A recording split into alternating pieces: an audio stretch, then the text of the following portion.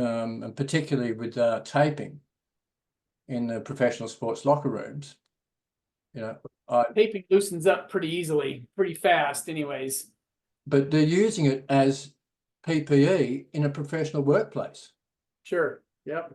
And that's where I've been advocating and making a bit of a stir on LinkedIn and other media, challenging the NOC SAE and to test ankle braces and tape. But their director is an athletic trainer, and their National Athletic Trainers Association has a foundation sponsor, Kramer, right? So they're invested in taping. So taking a step back, what started me to think, because I've been able to do this for quite some time, I contacted when the NFL got sued for concussion, right? That was a moment for me. I thought, oh, okay, now they're treating this stuff as workplace PPE. Okay, and the reason I tracked down the attorney that sued them, one of them, a guy in Atlanta, Jim Voiles. He's running another set of class actions at the moment for concussion as well, and said to him, well, what's the difference between selling the rights for ankle taping to a sponsor and not caring whether it's safe or not? What's the difference between what they did with helmets, where they just sold the rights to a helmet company and there was no matter of whether it was safe or not, and people got injured? He said, well, there's no difference. So they're looking at whether they can run a class action for preventable ankle harm. And as I pointed out, this is so much more prevalent and more costly than that helmet and head injuries is. The concussion rate compared to the amount of ankle sprains and long-term trauma, because they're not repairing ankle sprains either. There's no evidence that any method of physiotherapy has ever repaired an ankle ligament. Okay, and there's studies recently by the Athletic Trainers Association, Osteoarthritis Alliance, to say that the ankle, one or repeated sprains in the NFL increases your chance and likelihood of post-traumatic ankle osteoarthritis. So the evidence is already there that the harm's happening. That's what I've been saying to them. You've got to develop some sort of a test, because you can't just sell people's rights to a safe workplace to a tape company. But they've done it.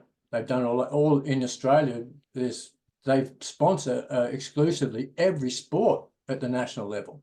Our Australian Institute of Sport, the Australian Physiotherapy Association is the official partner of Elastoplast. Right? So I can't even introduce a safer brace. Every time I contact them, they say, oh, no, we have an Elastoplast, we have a tape sponsor. And I said, well, that's great. I'm talking about a workplace health and safety issue here. You can have a tape sponsor, but let me talk to your workplace health and safety guys and assess it like every other risk in your workplace. But the thing is, and the people don't realize, is if you sprain your ankle in a sports team, it's not treated the same as the girl in the office if she sprained her ankle going down the stairs.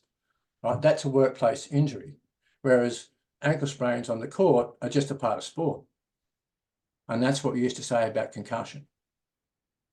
I remember being knocked out a number of times playing in different sports, and that's just part of the game. But now we know better. So the evidence is already there of the long-term harm, and the cost is so much bigger than concussion.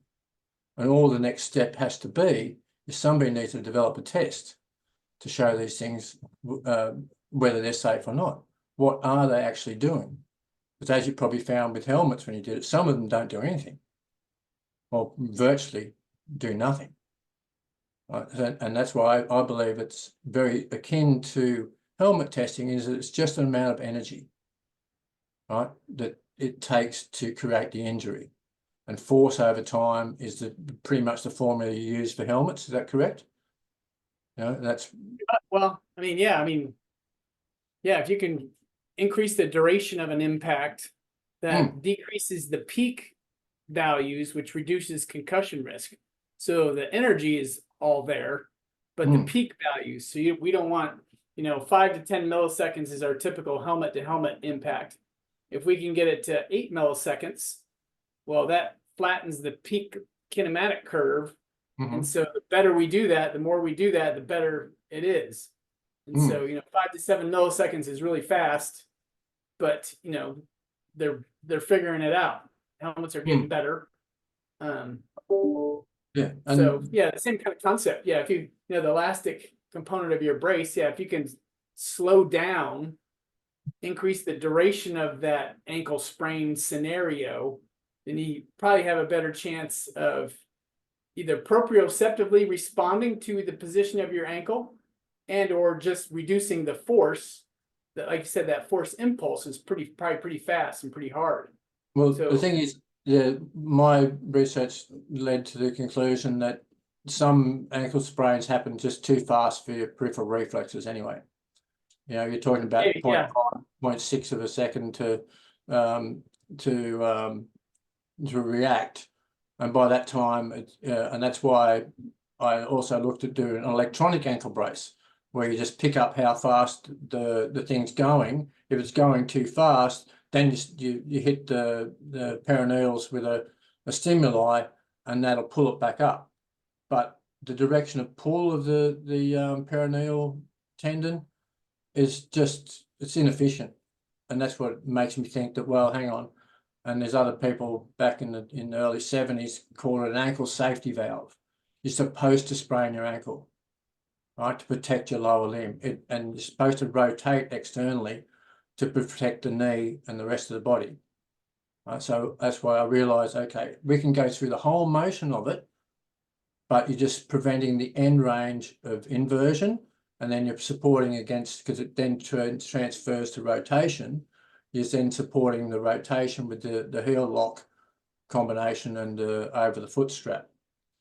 And you should be able to go through the motion of an ankle sprain, de-weight the limb through external rotation, and not hurt yourself. So I actually offer a guarantee that if you go through the training and learn how to put that thing on properly, if you sprain your ankle in it, because nobody ever has in this 8 years now that I've been doing it, nobody's ever sprained their ankle. Whereas in ankle braces and tape, people don't expect that at all. They don't expect them to prevent ankle sprains. They reduce them a little bit, but severe ankle sprain can still happen. And to me, that's not personal protective equipment. Now, I'm the first to call it personal protective equipment. When I was first introduced to the Diamondbacks, to the Philadelphia 76ers, was on the condition that I don't mention the word safety. Don't mention safety.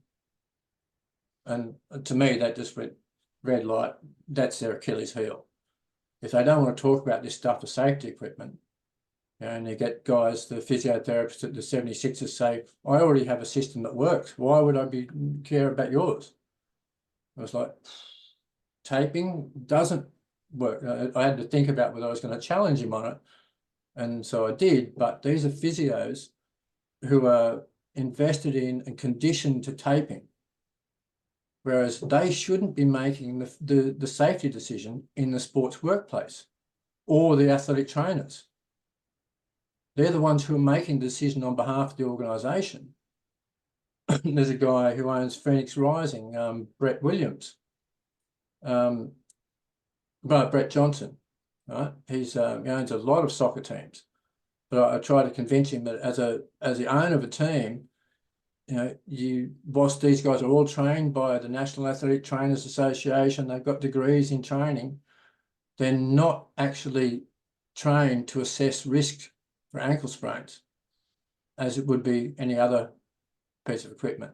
And without standards, I'm connected with a number of the owners of the other brace companies. Like there's a T25 hot target, Bill Bew. He's was originally with Don Joy and some other companies, but he's got a brace and some other ones, but they don't want them regulated. Right? They don't want to have tests that show how safe these things are. They don't even want to call them safety equipment. But that's what they're being used as. When these things are put on college kids or on NFL players or NBA players in the workplace, they're protective equipment. Now, whether the head of the research at the NOC SAE wants to say that braces are medical devices, we test athletic equipment. I go, really? Ankle braces are medical devices. They might be technically medical devices, but you're being used as personal protective equipment. Now, it's not, and there's a woman, Lower Extremity Review magazine is a US foot and ankle magazine. She got me to do an editorial and then did a follow-up. It doesn't matter what these things are called. If you're using them in the workplace or on kids as prevention, they are PPE.